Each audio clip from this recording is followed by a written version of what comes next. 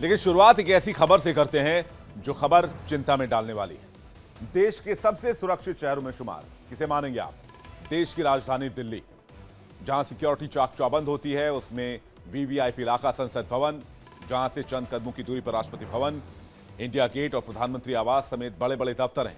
लेकिन बुधवार दोपहर यहां हड़कंप मच गया।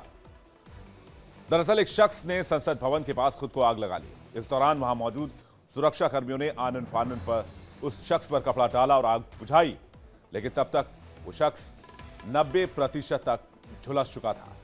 शख्स को गंभीर हालत में इलाज के लिए अस्पताल में भर्ती कराया गया। बताया जा रहा है युवक 90 से 95% तक झुलस गया है। हादसे की सूचना मिलने के बाद पुलिस भी मौके पर पहुंची। घायल शख्स को आरएमएल अस्पताल ले जाया गया, जहां उसका इलाज चल रहा है। दिल्ली पुलिस की तरफ से इस मामले में बयान भी जारी किया गया है, आपको सुनवाते हैं। रेल भवन के सामने जो चौराहा है, उसके जो गोल चक्कर में जो पार्क है, उसमें एक व्यक्ति ने अपने आप को आग लगा दी थी। और उसके बाद से जब वो पार्क से बाहर दौड़ता हुआ आया तो वहाँ पे जो तैनात पुलिसकर्मी, जो रेल भवन में तैनात आरपीएफ के जवान थे और एक आध सिविलियंस ने मिल करके इसके ऊपर कंबल डाल करके इसको आग बुझाई। और जो पुलिस की गाड़ी से ही इसको तुरंत आरएमएल हॉस्पिटल की ओर भेजा गया इलाज के लिए। इसके पास से हमको कई कागज मिले हैं और इससे हमारे ऑफिसर्स ने बात भी की है। उससे ये पता चला है कि इस युवक का नाम जितेंद्र कुमार है। ये 26 साल का है और ये पट्टी धमधान छपरौली देहात जिला बागपत का रहने वाला है। इसका वहाँ पे किसी दो पार्टी, इनका किसी अलग दूसरी पार्टी के साथ एक पुरानी रंजिश का मामला चल रहा है। इसमें 3 केसेस के हमको हवाले मिले हैं। इसके पास जो कागज आया है उसमें 2021 मई का एक केस है, 2022 अप्रैल का केस है और 2024 का इसी साल का 1 मई का और केस है।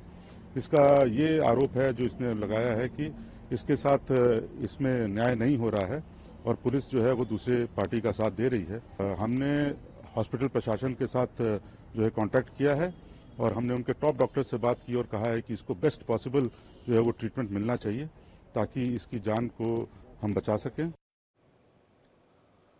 चिंता की बात यह है कि एक शख्स न्याय व्यवस्था से परेशान होकर, पुलिस व्यवस्था से परेशान होकर आत्मदाह की कोशिश करता है।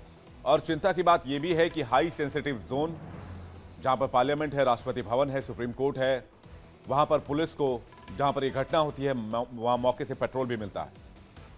हालांकि मौके पर फॉरेंसिक टीम पहुंच गई है, पड़ताल में जुट गई है। रिपोर्ट्स के मुताबिक मौके से 2 पन्ने का जला नोट मिला है, जिसे पुलिस ने कब्जे में ले लिया है। पुलिस के मुताबिक शख्स ने रेल भवन के पास पार्क में खुद को आग लगाई। इसके बाद वो संसद भवन की तरफ दौड़ने लगा। दिल्ली पुलिस के मुताबिक रेल भवन के बाहर खुद को आग लगाने वाले शख्स की पहचान जितेंद्र के तौर पर की गई। जितेंद्र की उम्र करीब 28 साल है। वो यूपी के बागपत का रहने वाला है। बागपत का ही कुछ मामला है जिसे लेकर वो परेशान बताया जा रहा है। हमारे साथ इस वक्त हमारे संवाददाता पंकज जुड़ रहे हैं, उनके पास चलते हैं। पंकज, ये पूरा मैटर क्या है पुलिस के हिसाब से? पुलिस की माने तो कोई आपसी रंजिश की वजह से ये परेशान था और पुलिस केस में उलझा हुआ था।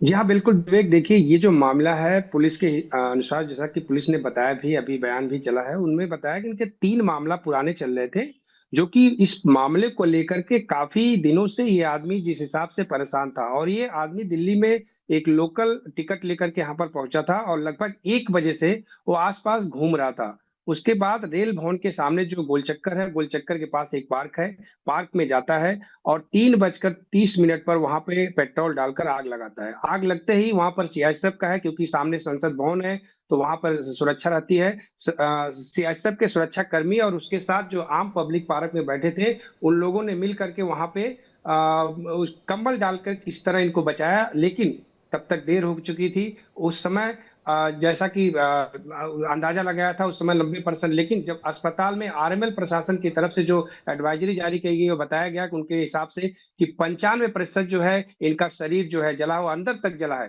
तो इनको बाहर आईसीयू में रखा गया है। ऐसे में जब हमने डॉक्टर से बात किया तो उसका साफ तौर पे कहना कि ऐसे पेशेंट जो आते हैं उनका कहीं ना कहीं ट्रीटमेंट बहुत क्रिटिकल होता है, बहुत कम चांसेस होते हैं कि ऐसे पेशेंट जो है बचे। लेकिन जी अभी इनसे बातचीत हो रही है, ये एक तरह से देखा जाए तो इनसे बातचीत भी टीम कर रही है या ठीक आश्वस्त है है, पंकज, आपके बात पास भी कर रहे हैं। वापस लौटेंगे क्योंकि मामला बहुत सेंसिटिव है। 2013 में जब पुरानी संसद थी और उस पर आतंकी हमला हुआ था, तो उसके बाद सुरक्षा इंतजामों को न केवल बेहतर किया गया था बल्कि सिक्योरिटी भी बहुत टाइट की गई थी। चलिए आपको बताते हैं कि आखिर संसद भवन के आसपास की सिक्योरिटी कैसे पुख्ता की गई। नए संसद भवन में थर्मल इमेजिंग सिस्टम लगाया गया है। इससे संसद भवन परिसर में किसी भी तरह की घुसपैठ का आसानी से पता लगाया जा सकता है। संसद भवन परिसर की निगरानी के लिए फेस रिकॉग्निशन सिस्टम से लैस एडवांस सीसीटीवी कैमरे लगाए गए हैं। ये कैमरे 360 डिग्री तक रोटेट होते हैं। संसद भवन के अंदर मौजूद सुरक्षा बलों को हर तरह के आधुनिक हथियार और उपकरण दिए गए हैं ताकि वो किसी भी आपात स्थिति से निपट सकें। नए संसद भवन में साइबर सुरक्षा पर विशेष जोर दिया गया है। इसके लिए 2 अलग अलग सिक्योरिटी ऑपरेटिंग सेंटर स्थापित किए गए हैं। संसद भवन परिसर में किसी भी संदिग्ध व्यक्ति को रोकने के लिए नए स्मार्ट कार्ड की व्यवस्था की गई है जो कि चिप बेस्ड होती है। लेकिन संसद भवन के आसपास जब इतनी सिक्योरिटी है, जब इतनी तगड़ी सुरक्षा व्यवस्था है, जब इतना ज़बरदस्त पुलिस और जो केंद्रीय सुरक्षा एजेंसियां उनकी डिप्लॉयमेंट है, तो फिर आखिरकार ये शख्स पेट्रोल लेकर वहां के इलाके में आत्मदाह की कोशिश कैसे कर सकता है? ये सवाल भी बहुत ज़रूरी है। चलते हैं सीधे पंकज के पास। पंकज, बहुत सेंसिटिव जोन है ये इलाका, और चूंकि सारे एमपीज, मिनिस्टर्स, राष्ट्रपति, प्रधानमंत्री सब लोग इस इलाके से गुजरते हैं, और इसके पास से पेट्रोल का केन भी बरामद हुआ है जिसमें पेट्रोल लेकर चल रहा था, और इसने न सिर्फ उस पेट्रोल का इस्तेमाल किया बल्कि खुद को आग भी लगा ली और बचा हुआ पेट्रोल बरामद भी कर लिया गया। बिल्कुल, देखिए जैसा कि सेंसिटिव इलाका है, यहाँ पर परिंदा पर नहीं मार सकता, लेकिन जो आम रोड है, आम पब्लिक आती जाती है, वो खुला रहता है। हमेशा जो साइड से जाना, कहीं अगर अंदर कोई प्रवेश करता है तो उसके लिए सिक्योरिटी बकायदे चेक करती है और जांच करती है, क्योंकि ये व्यक्ति जिस हिसाब से बाहर आया, बाहर आने के बाद उस पार्क में बैठा और वहां पर अचानक इसने पेट्रोल डाला और पेट्रोल डालने के बाद आग लगा ली। तो उसके बाद वहां अफरा तफरी का माहौल मचा। सीआईएसएफ की टीम, जो जवान वहां पर तैनात थे पास में, वो दौड़े और दौड़कर उन्होंने जो आम पब्लिक बैठी थी कंबल के सहारे इसको लपेटा। लेकिन जो आपने कहा कि यहाँ बहुत ही क्रिटिकल जगह है जहां पर कि इस तरह की घटना होना कहीं न कहीं सवाल करती है। फिलहाल ये व्यक्ति, अब इस व्यक्ति से जब बातचीत होगी, टीमें पूछताछ करेगी, अगर ये व्यक्ति स्वस्थ होता है जल्दी तो बातचीत करेगी पुलिस, क्योंकि अभी भी सारा चीज जो इलाज हो रहा है अस्पताल में, वहां भी तमाम फोर्स तैनात है और उनकी नेतृत्व में इनका इलाज किया जा रहा है। जैसा कि स्पेशल सीपी ने खुद बोला कि अगर इनको कोई दिक्कत आती है तो हम और बाहर के डॉक्टर को भी बुलाएंगे, जो बॉर्न स्पेशलिस्ट है उनको बुला के इनका इलाज करेंगे। तो ये इस पे सेंसिटिव मामला है। जिस तरह से इनका पुराना मामला था, उस पुराने मामले पर सुनवाई नहीं हुई, क्या नहीं हुआ, किस तरह की दिक्कतें, तमाम चीज अभी भी पुलिस के एक तरह से संदेह है। पुलिस इस पर जानकारी लेगी। परिवार के लोग, जो जानकारी मुझे मिला, मैंने बातचीत किया, तो वो भी कुछ ही क्षण में अस्पताल पहुंच सकते हैं कि एक आध घंटे के अंदर वो भी वहां पर पहुंचेंगे। फिलहाल जब परिवार के से लोगों से भी बातचीत होगी तभी स्पष्ट होगा कि आदमी इस तरह का कदम क्यों उठाया। लेकिन जो पहला जो वहां बैग मिला, जिस तरह से कागज पंकज, मिला 13 दिसंबर 2001 को जो आतंकी हमला हुआ था, अभी थोड़ी देर पहले 2013 उसको बता दिया था मैंने, उसको थोड़ा करेक्शन करना चाहूंगा, वो 13 दिसंबर 2001 था। तो उसके बाद से इस तरह के हमलों को रोकने के लिए कई कदम उठाए गए थे, लेकिन अगर फिर भी वहां कोई शख्स पेट्रोल के साथ पहुंच गया है तो वो भी एक बहुत चुनौती वाली बात है। पेट्रोल से किसी के ऊपर अटैक भी किया जा सकता है, पेट्रोल बम जैसी चीजें भी बनाई जा सकती हैं, जो कि बहुत आसानी से कहीं भी बनाया जा सकता है। पंकज, बिल्कुल, ये एक अहम सवाल है, क्योंकि इस तरह से पहुंचना कहीं न कहीं बहुत बड़ी बात है। लेकिन ये व्यक्ति जो पहुंचा है, मैं आपको बताऊं कि दोनों तरफ से, इधर रेलवे का जिस तरफ से गेट है, उधर संसद भवन का मेन गेट है, बीच में एक पार्क है। तो ये व्यक्ति पार्क में बैठा था, लेकिन ये कहीं न कहीं सवाल है कि अगर कोई व्यक्ति, बिल्कुल सवाल है। पंकज, बहुत बहुत शुक्रिया आपका, बहुत बहुत धन्यवाद इस जानकारी के लिए और हम तक पहुंचने के लिए, और इस तमाम अपडेट्स को हम तक पहुंचाने के लिए, दर्शकों तक पहुंचाने के लिए। 2025 की शुरुआत में ही दिल्ली विधानसभा चुनाव के लिए शंखनाद हो जाएगा, लेकिन आम आदमी पार्टी ने अब तक यहां अपने सभी 70 सीटों पर उम्मीदवार घोषित कर दिए हैं। ऐसा करने वाली पार्टी पहली पार्टी बन गई है। वहीं दूसरी तरफ बीजेपी और कांग्रेस ने भी अपने उम्मीदवारों की लिस्ट जारी करनी शुरू कर दी है। आम आदमी पार्टी जहां अपनी चौथी पारी में जीत के लिए कवायद कर रही है, तो वहीं 2 दशक से ज्यादा का इंतजार बीजेपी खत्म करना चाहती है। इससे भी ज्यादा का इंतजार कांग्रेस 2 दशक का इंतजार खत्म करना चाहती है और सत्ता में वापसी करना चाहती है। बीजेपी का इंतजार इससे भी ज्यादा बड़ा और लंबा है।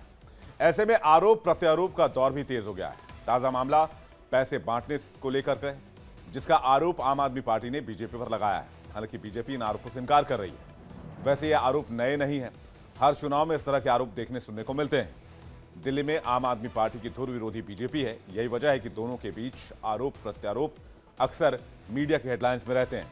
लेकिन इस बार मामला थोड़ा अलग है, क्योंकि इस बार कैश से मामला जुड़ा हुआ है, वो भी दिल्ली की जनता के बीच, जिसे लेकर आम आदमी पार्टी बीजेपी पर हमलावर हो गई है।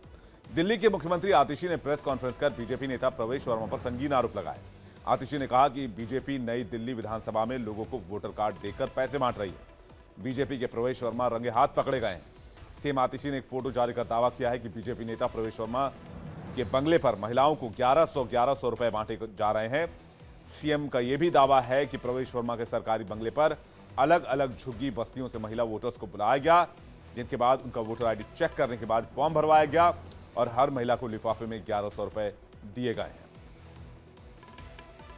आज ये सबूत सबके सामने है कि प्रवेश वर्मा जी के घर 20 विंजर प्लेस पर महिलाओं को 1100 रुपए कैश बांटा जा रहा है और भारतीय जनता पार्टी के पैम्फलेट के साथ बांटा जा रहा है। इस पे प्रवेश वर्मा जी की फोटो है, इस पे अमित शाह जी की फोटो है, इस पे जेपी नड्डा जी की फोटो है, इस पे प्रधानमंत्री नरेंद्र मोदी जी की फोटो है और भारतीय जनता पार्टी के पर्चे के साथ भारतीय जनता पार्टी के लिफाफे में, एक नारंगी रंग के उस पे लिफाफे में अब ये पैसा 1100 रुपए बांटा जा रहा है। भारतीय जनता पार्टी की सच्चाई पूरे देश के सामने है और अब ये बिल्कुल साफ है कि अगर वो इस स्तर पर पहुंच गए हैं कि उनको 1100 रुपए बांटने पड़ रहे हैं, इसका मतलब है उनको भी पता है कि वो दिल्ली का चुनाव बुरी तरह से हार गए। इसे लेकर दिल्ली के पूर्व मुख्यमंत्री और आम आदमी पार्टी के संयोजक अरविंद केजरीवाल ने भी एक्स पर पोस्ट किया और बीजेपी पर हमला किया। ये तस्वीर इस वक्त आप देख रहे हैं, जिसमें वो लिखते हैं कि ये लोग वोटर को 1100 रुपए दे रहे हैं, उनकी पार्टी को वोट देना, इसलिए आप जरूरतमंदों की मदद कर रहे हो या खुलेआम वोट खरीद रहे हो। ये सवाल अरविंद केजरीवाल की तरफ से उठाए गए। वहीं आम आदमी पार्टी के आरोपों पर प्रवेश वर्मा का बयान भी सामने आया। उन्होंने कहा कि आम आदमी पार्टी के सारे आरोप बेबुनियाद हैं। प्रवेश वर्मा ने कहा कि हमने जो पैसा महिलाओं को बांटा है वो वोट खरीदने के लिए नहीं है, बल्कि गरीबों और जरूरतमंदों को मदद के तहत दिए गए हैं और ये मदद मेरे पिता की ओर से बनाई राष्ट्रीय स्वाभिमान संस्था के तहत की गई है, जो 25 साल पहले बनाई गई थी। मैं पिछले 11 दिन से जो देख रहा हूं यहाँ की महिलाओं का दुख, वो केजरीवाल जी पिछले 11 साल से नहीं देख पाए। यहाँ की महिलाओं ने उनको 3 बार वोट किया